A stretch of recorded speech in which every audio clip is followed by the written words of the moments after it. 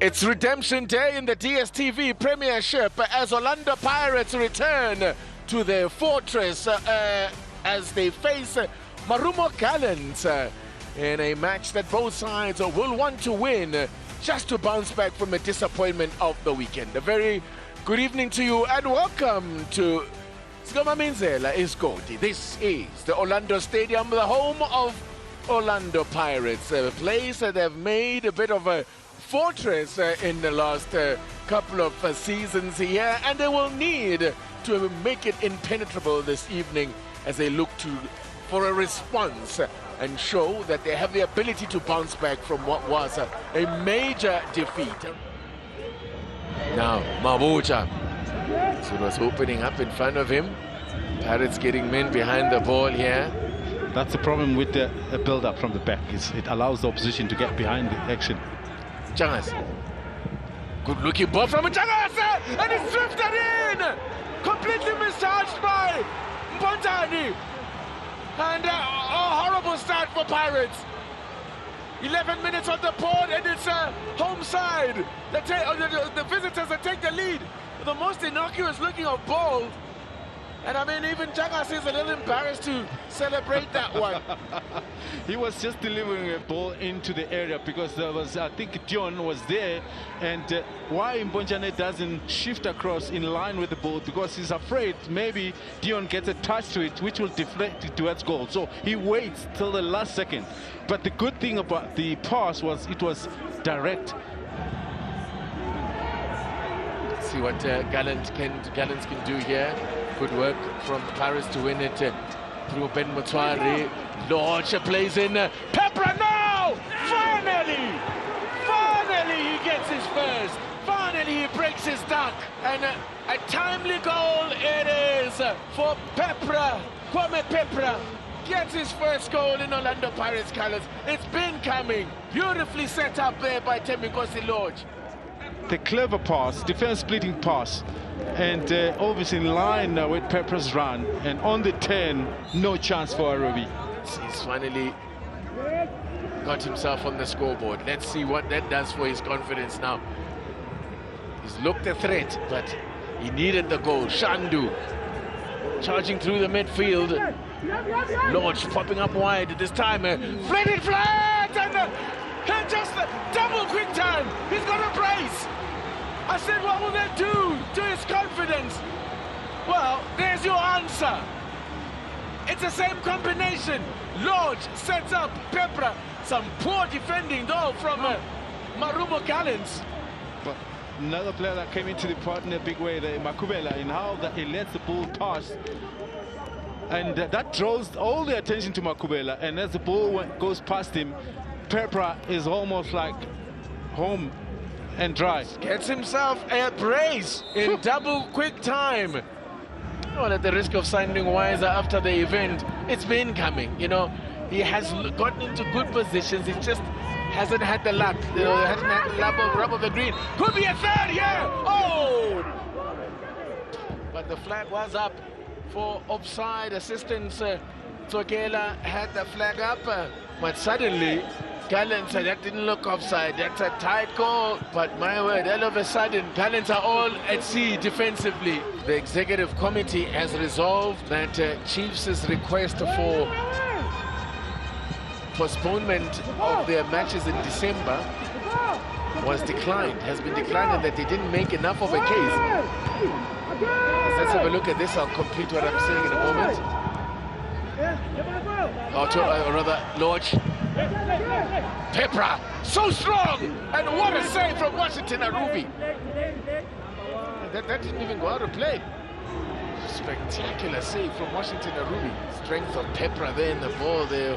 Also to hold off. This man, he plays so well with his back to goal as well, does Pepra. Now could be a chance to finish it up here for Orlando Pirates, still alive. Hoto, in fact it was Trigamanta that was, but clear off the line. The Pirates are missing chances to wrap up the deal here. But it's not over yet here. Could be a chance here to make it 2-2. Was the flag up? It was. It wouldn't have counted anyway. Oh dear. I don't know. Was that offside, William Shongwe? No, That did not look offside. No. Abongile Tom ends this one and confirms victory for Orlando Pirates. It's another defeat against Orlando Pirates for Daniel Malisela. It's his first away defeat since taking charge of this side. For Pirates, they pick up yet another home victory. Home sweet home it is for the Buccaneers.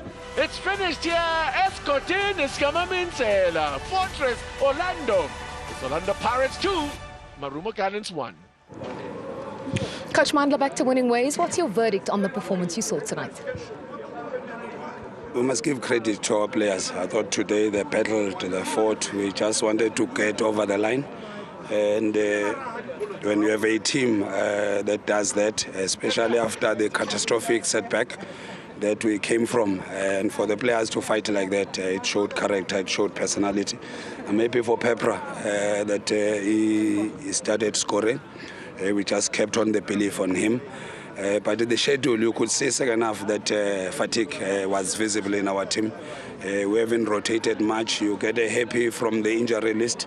He has to play 90 minutes because Ndai is out without making excuses. But I'm just happy that we battled. Today it was not even important that how we play. We just wanted to get over the line. I think our supporters deserve better. Our chairman deserves better. And it's processes that all big teams go through. You can count in any country that at some point the transformation has to happen. We cannot go for finger pointing. We just have to look at the process and what is the problem and try and fix that. I think there's room for this team to be better, and we must be realistic about where improvements needs to be made, whether it's in the coaching department, which is our area, or any other area. But we must be realistic that this team, if it needs transformation, let's do that. But every team goes through this. Pirates is a big team. They deserve better than that. And I understand the frustration of our supporters. They know what they deserve. And currently, let's be honest, we're not giving it to them. I wish I can make all excuses. Why is it not happening? But as a coach, you're not allowed to make excuses. You just have to play even with 7 players and still win the match. Let's go back to the comment you made about Pepra, because you said you guys chose to stuck with him, and by you guys I mean the technical team. It took a while for him to get the goals, and now suddenly he's got a brace. It's a match-winning performance from him and a man-of-the-match performance from him. What is it about him that made you say he will come good? Strikers are different. Pepra, he can play in front of defenders, he can play behind. He's got the physique.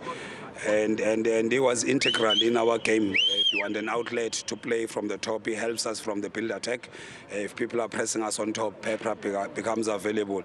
It doesn't only become available when we are in and around the box. He's a unique striker who almost have all the qualities. He's strong in the air, he can use his feet, he can use his right and left. And I'm sure that more is going to come from him. At least this should become a confidence booster for him.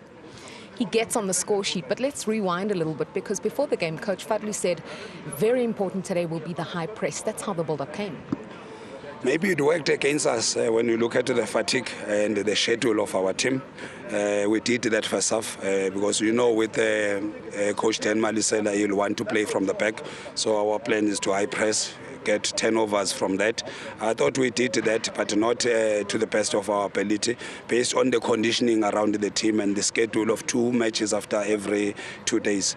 But second half, I saw a lot of fatigue. We had to resort to at least position 2, withdraw a bit, stay compact, close the passing lanes, and yeah, we scraped through.